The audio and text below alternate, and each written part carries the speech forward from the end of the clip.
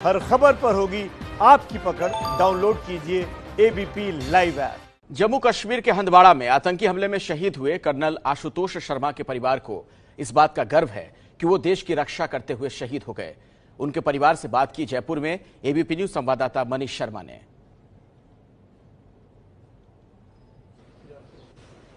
जम्मू कश्मीर के कुपवाड़ा जिले के हिंदवाड़ा में आतंकियों की एक और नापाक साजिश, और इस साजिश में देश के 5 जवान शहीद हो गए। इन्हीं जवानों में एक शामिल है कर्नल आशुतोष शर्मा।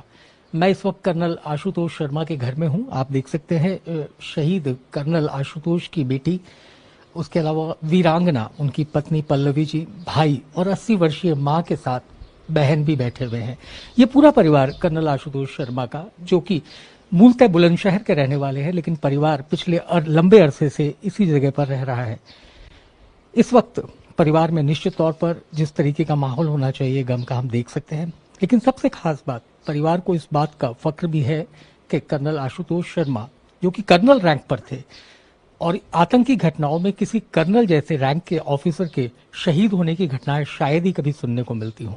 हम बात करेंगे इस वक्त वीरांगना से। मैम, आपका नाम जानना? पल्लवी आशुतोष। मैम, दुख की घड़ी है, आपको कब सबसे पहले ये खबर? मुझे खबर आज सुबह मिली है, but I anticipated things last night itself. मुझे लग गया था कि कुछ हुआ है। ऐसा क्यों लगा आपको? क्योंकि मेरा कांटेक्ट नहीं हो पा रहा था, बात नहीं हो पा रही थी, और मैं फ़ोन कर रही थी यूनिट में, तो पता चल रहा था कि कहीं पे वो फंसे हुए हैं। और जब इतना लंबा टाइम हो जाता है फंसे हुए, तो आपको लग जाता है कि कुछ सही नहीं है। कब कर्नल साहब से आपकी बातचीत हुई थी आखिरी मरतबा? मेरी 1 मई को हुई थी।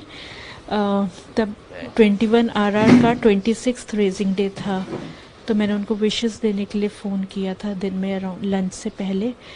उसके बाद वो चले गए थे अपना ऑपरेशन के लिए। और कोई सामान्य बातचीत, चूंकि कोरोना भी बहुत ज़्यादा है, इन तमाम चीज़ों को लेकर आपको बात करते रहते हो? बहुत बात करने का तो टाइम नहीं मिलता था, वो बिजी रहते थे, बट हाँ बस यही बोलते थे अपना ख्याल रखो, अपना ख्याल रखना। That's it. कभी आपको बताया कि कुपवाड़ा में इस तरीके के हालात हैं, टेररिस्ट अटैक बार बार होते हैं, तो कभी आपसे इस तरीके की बातचीत करते थे कर्नल साहब? मेरी शादी को 16 इयर्स हो गए हैं।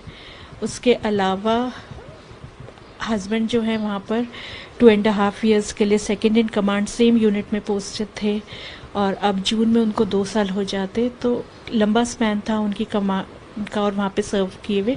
तो मुझे पता था, वो बताए नहीं बताए, मैं जाती थी, विजिट करती थी उस एरिया को, तो मुझे पता था कि things are not good over there. आपका जाना हुआ था उनकी यूनिट पे, कभी गए हो? जब जो अलाउड है, जो आर्मी प्रोटोकॉल में जितना परमिटेड है, मैं जाती थी। लास्ट विजिट आपका कब रहा मैम? लास्ट में मिली हूँ विंटर ब्रेक में, यूनिट गई हूँ, बट उसके अलावा मैं मिली हूँ हस्बैंड से सेना मेडल बार की इन्वेस्टिचर सेरेमनी उधमपुर में। दैट वाज 28 फरवरी, और 2 दिन के लिए मिले थे। हाँ जी, लगभग 3 महीने पहले। हाँ जी, तो रूबरू ये आखिरी मुलाकात? हाँ जी। और जो बातचीत हुई थी, वो जैसा आपने बताया कि वहाँ की स्थिति के बारे में कभी आपसे बातचीत नहीं करते थे, आपने तो देखा ही पता था। रहता था, बातचीत नहीं करते थे, पता रहता था। बोलते थे मैं रात को कहीं गया था, तो अब बाकी तो नहीं पता, बट पता होता था कहाँ गए हैं, क्या कर रहे हैं। तो बेटिया, आपका नाम जानना चाहूंगा, आप कौन सी क्लास में पढ़ते हो? मेरा नाम तमन्ना है और मैं 6th क्लास में पढ़ती हूँ। कौन से स्कूल में बेटिया? जैशी पेरवाल हाई स्कूल। पापा से कब बात हुई थी आपकी? 1 मई को ही। क्या बोले पापा? पापा ने यही बोला था कि मैं कॉल करूंगा एक बार जब वापस आ जाऊंगा। जी, but that was last thing जब आपकी अब आपको मम्मी का ध्यान रखना। आपको ये पता है आपको क्या करना है आगे, क्या सोचा आपने? मतलब मैं समझी नहीं। आर्मी में जाने का मन है? जाएंगे आर्मी पापा की तरह?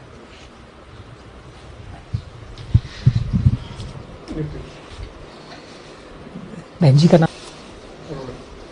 शहीद कर्नल आशुतोष शर्मा की मां है, लेकिन फिलहाल कुछ बोल पाने की स्थिति में नहीं है। 80 वर्ष की हैं तकरीबन। उनके भाई पीयूष जरूर हैं, हम उनसे बात करेंगे। पीयूष जी, आपकी कब बात हुई कर्नल साहब से? मेरी भी 1 तारीख को ही बात हुई थी सुबह, और उसका रेजिंग डे था उसकी यूनिट का, तो हमने मुबारकबाद दी। उसने बताया कि मैं कहीं बाहर गया हुआ था, अभी सुबह ही आया हूँ।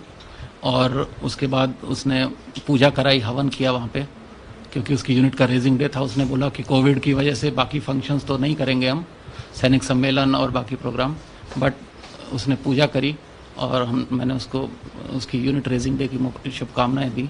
तभी उससे मेरी बात हुई थी, मम्मी से भी मेरी तभी उसने बात करी थी। हालांकि पल्लवी जी ने बताया लगभग 2 साल पूरे होने वाले थे उस इलाके में, आपका भी जाना हुआ कभी उस यूनिट में? मैं उससे मिलने गया हूँ, मैं उससे वहाँ नहीं मिला, पर उधर कश्मीर श्रीनगर में जाता रहता हूँ अपने काम से, तो मेरा उससे मिलना जुलना होता रहता था। जी, कितना फर्क था आप दोनों की उम्र में? आप बड़े भाई हैं, कितने बड़े हैं आप? 2 साल का फर्क था। तो कैसे संबंध है, एक दोस्त के जैसे, एक भाई के जैसे? या मेरा एक ही फ्रेंड है, बस एक ही था और वो नहीं है।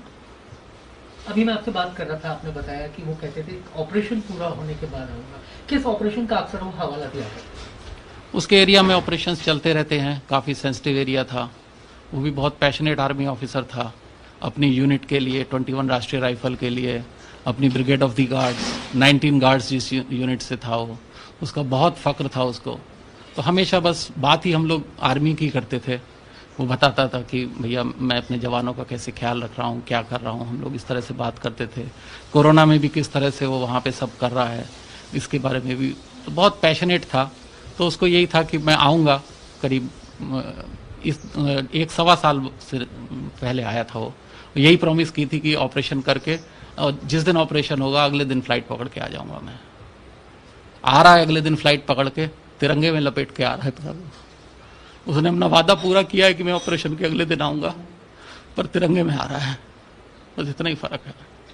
हमें बहुत फ़क्र है उसका, हमारे पूरे घर को, खानदान को, देश का नाम उसने ऊंचा किया है, अपनी यूनिट का नाम उसने ऊंचा किया है, बहुत फ़क्र है हमें उस पर। जी, परिवार में से पहले कभी कोई आर्मी में गया? मेरे मामा, मेरे कज़न, तो काफ़ी लोग आर्मी में हैं, कोस्ट गार्ड में हैं। तो है हमारे यहाँ एक कल्चर आर्मी का, और उसी को मैं भी आर्मी में जाना चाहता था। मैंने एनसीसी में C सर्टिफिकेट किया हुआ है और मैं आर्मी में जाना चाहता था। कुछ परिवार की परिस्थितियां ऐसी रहीं कि मैं नहीं जा पाया, तो मैं अपनी आर्मी की ज़िंदगी उसी में जीता था, उसी के साथ जीता था। उस बड़ी चीज़ें उससे पूछता रहता था, कैसे कर रहे हो, कहाँ कर रहे हो, तो मैं अपनी आर्मी उसी में जीता था। जी, एक कर्नल रैंक का ऑफिसर फील्ड में आमतौर पर कभी देखने को नहीं, सुनने को मिलता कि टेररिस्ट ऑपरेशन को लीड करने कर्नल खुद हो।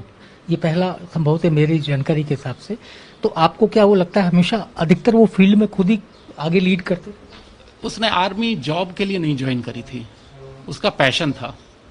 13 बार वो SSB इंटरव्यू में रिजेक्ट हुआ, 12 बार, और 13वीं बार लास्ट अटेम्प्ट में उसने आर्मी क्लियर किया SSB इंटरव्यू। तो उसने आर्मी में आने से पहले ही आर्मी के लिए जंग लड़ी थी। 13 साल तक वो लगातार हर 6 महीने एग्जाम दे के आता था और हर बार सेलेक्ट होता था। पहली बार से लेके आखिरी बार तक वो इंटरव्यू में, रिटर्न में सेलेक्ट होता था, बट किसी न किसी वजह से इसमें फाइनल क्लियर नहीं कर पाता था SSB में, और लास्ट अटेम्प्ट में वो क्लियर हुआ। तो बहुत जज्बा था एक उसका। देश में कुछ ही लोगों को ऐसा जज्बा होता है अपनी मातृभूमि के लिए।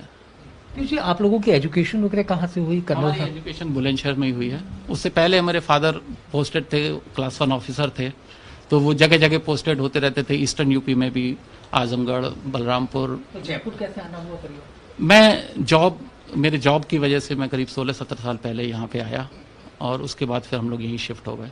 तो करीब 16-17 साल से हम लोग जयपुर में ही हैं। फादर नहीं रहे तो उसके बाद मदर हमारे साथ ही आ गई, और हमारा पैतृक जमीन गांव में ही है, वहीं बुलंदशहर में ही है। हाँ जी, अब कर्नल साहब की जो पार्थिव देह है, क्या उसको जयपुर लाएंगे या आप लोगों के जाने का? जयपुर ही लाएंगे। कोरोना की वजह से मदर को बुलंदशहर ले जाना पॉसिबल नहीं होगा, इतनी दूर तक जाना, हम सबको आना जाना वहाँ पॉसिबल कोरोना की वजह से शायद नहीं हो पाएगा। तो एयरपोर्ट यहीं है जयपुर में, तो जो पार्थिव शरीर है वो यहीं आ जाएगा।